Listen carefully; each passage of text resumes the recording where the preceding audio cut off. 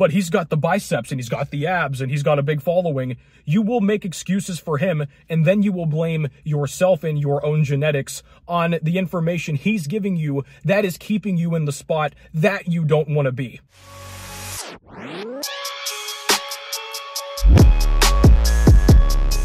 Chest up, shoulders back.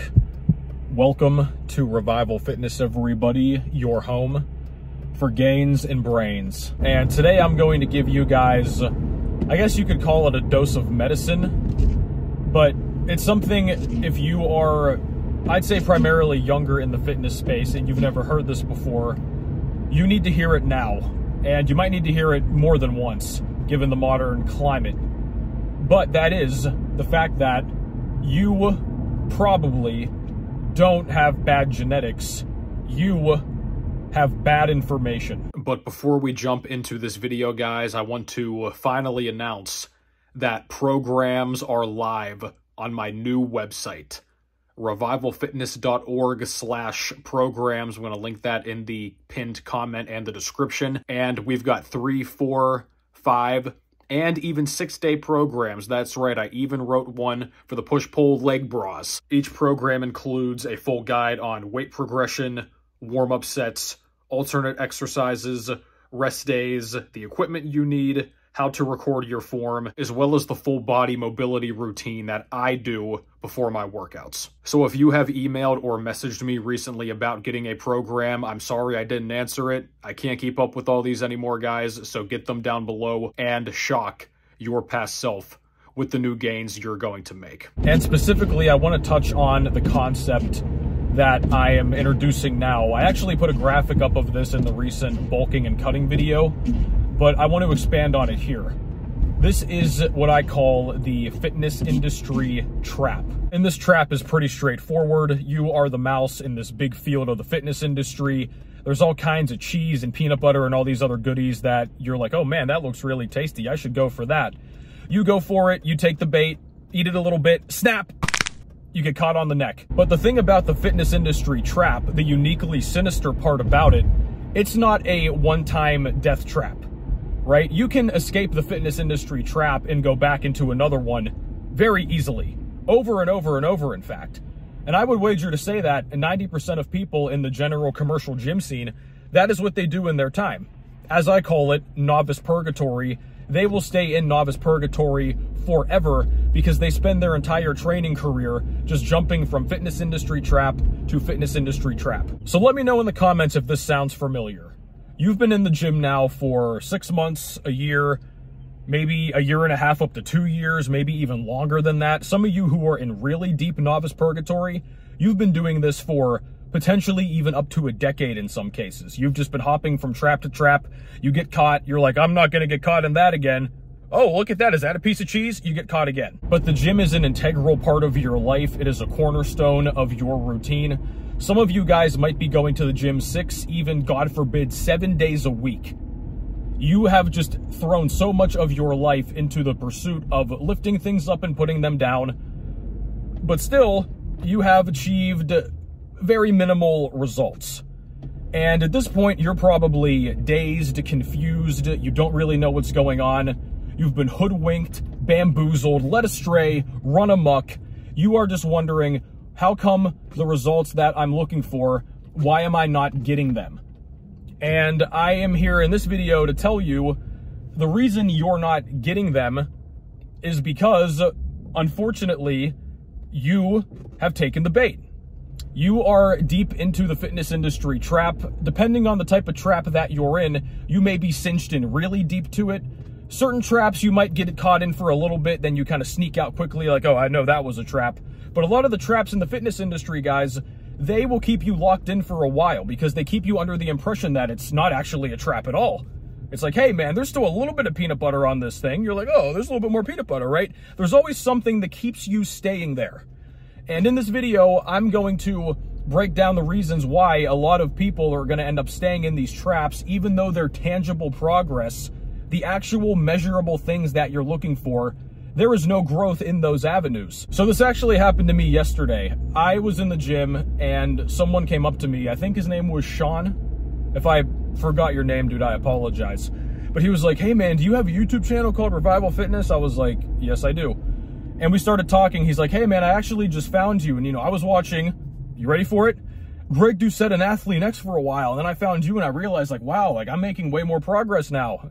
Likely story. I hear that on a near daily basis at this point. And it got me thinking, because most of these channels or influencers, whatever avenue you're taking, that these guys are watching, they are very, very popular. That's one of the illusions of the trap. You see those two things, or you could even say three things, right? Abs, nice looking biceps, and a big following. This person has the best bait you could ever present, especially to young men in the gym, which they're basically the cornerstone audience of a lot of the fitness industry, insecure young men. If you don't know any better, of course you're going to take the bait, because how could you not? Dude, didn't you see Greg's new video? He's arguing with an 18-year-old at Zoo Culture about protein bars. Who gives a shit? If you think about somebody like Athlete X, for example, he's the guy that kept me in novice purgatory for almost 3 years. He's one of the few mainstream fitness channels who sticks pretty much exclusively to fitness advice.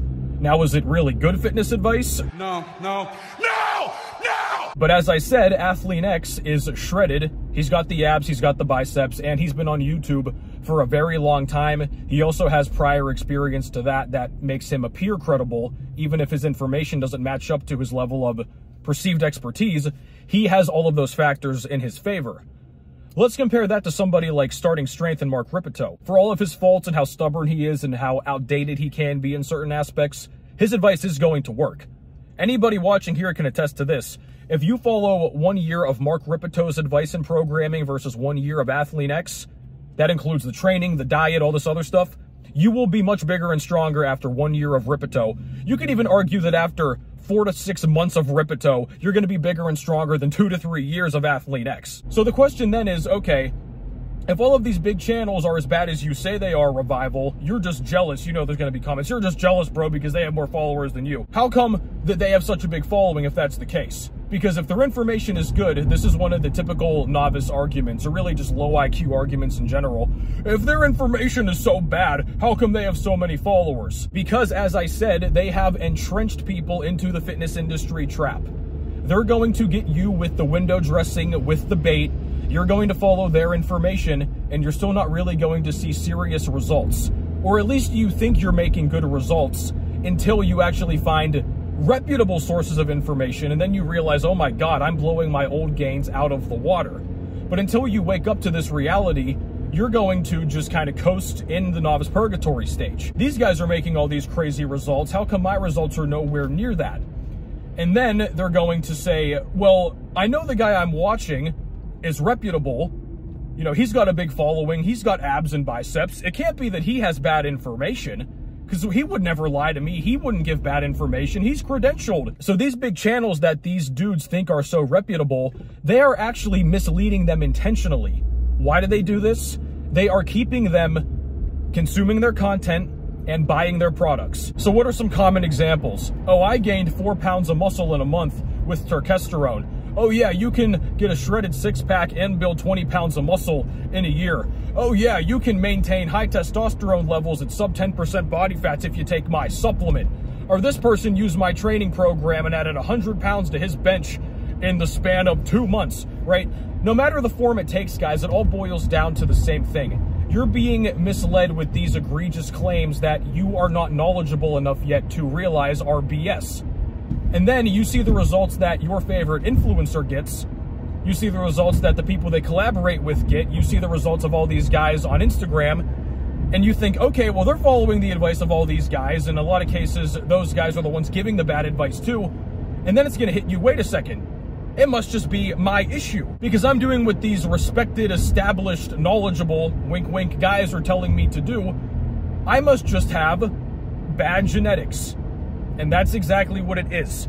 And I get comments and messages from guys all the time saying, I thought I had bad genetics following X, Y, and Z mainstream channel. Then I found you, and then I am shocked at the progress I'm making. I never thought this was possible. And that's when it really hits you that you have been deceived this entire time, because you will get on a legit training program and adapt your eating as you need to, and you're going to make more progress in the span of months than you did in the past span of years, potentially. that's when it comes full circle, because after you've experienced that for yourself, you can't even gaslight yourself anymore into falling for the old games. Even if you try to convince yourself and give the old guys you watch the benefit of the doubt, like, oh, maybe I misinterpreted the information, and maybe I just didn't apply this properly, or maybe he didn't explain it well enough. It's always funny, isn't it, how these guys who have the massive followings and the credentials and stuff, they always get a pass. They can, oh, well, he didn't mean this, and he actually didn't explain it well enough, and they always get these passes for the garbage they spew because the fanboys always give them an excuse. Because, again, the fanboys, mentally, they have a hard time admitting the guy I follow and the guy I like isn't actually helping me. But that's how strong that the Stockholm Syndrome is when it comes to these topics. Because if the person you watch has the physique that you want, I think that's what it really is for a lot of guys. Just because they have the physique you want, of course they got it naturally, or it's just only HRT, bro, right? They have this physique that you want. You will put aside your tangible lack of progress, your strength not going up. You're being plateaued at the level that a lot of late intermediate to advanced guys are at just because of how slow their gains have become. You think that you making progress as a novice at the speed of advanced guys is normal. You're wasting your time. But he's got the biceps and he's got the abs and he's got a big following. You will make excuses for him, and then you will blame yourself and your own genetics on the information he's giving you that is keeping you in the spot that you don't want to be. But once you finally, hopefully this is sooner rather than later for you, it took me about 3 years. Once you finally snap out of this and you apply good information for a period of time, you realize, wait a minute, my genetics aren't even that bad.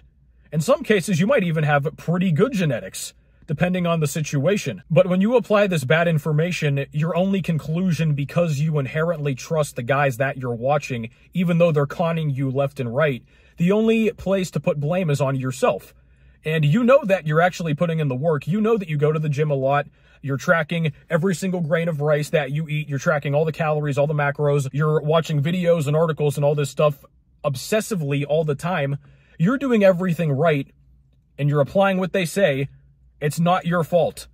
It's their fault. And I guess in a way it is your fault for continuing to fall for it for that long. But fundamentally, it's the teacher's job to instruct the student properly.